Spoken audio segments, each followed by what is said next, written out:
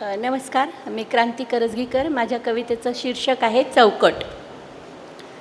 कुठल्या तरी नात्यात सतत स्वतःला असते मी पाहत. कुठल्या तरी नात्यात सतत स्वतःला असते मी पाहत.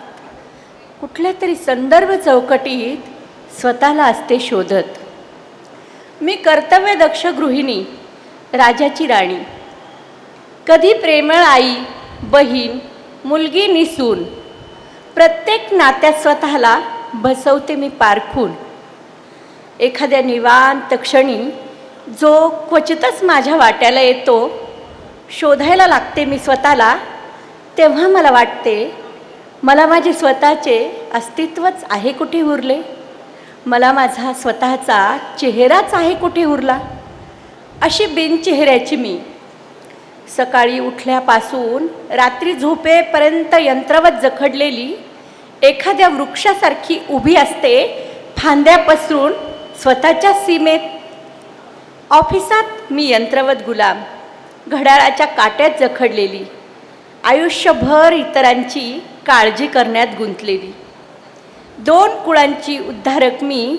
मीच सावित्री क्रांतिज्योती, गृहसंस्कृतीची रक्षक. मीच वात्सल्याची मूर्ती.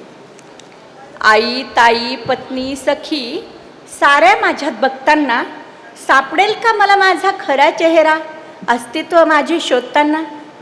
आई, ताई, पत्नी, सखी साऱ्या माझ्यात बघताना सापडेल का मला माझा खरा चेहरा, अस्तित्व माझे शोधताना. कधी कधी अस्वस्थ वाटते, तेव्हा जाऊन बसते एखाद्या संदर्भ चौकटीत. खरंच मला माझा चेहरा शोधायचा आहे, अगदी नक्की शोधायचा आहे. धन्यवाद. धन्यवाद मॅम. आपला सत्कार स्वीकारायचा आहे आणि यानंतर मी आमंत्रित करेल राजेशजी चौरे यांना. राजेश चौरे आपली कविता म्हणण्यासाठी मी आपल्याला आमंत्रित करते आणि यानंतर सुरेखा आडव मॅडम यांनी तयार राहायचे. सुरेखा आडव अहिलेची साहित्याचा थाट रंगला. शब्द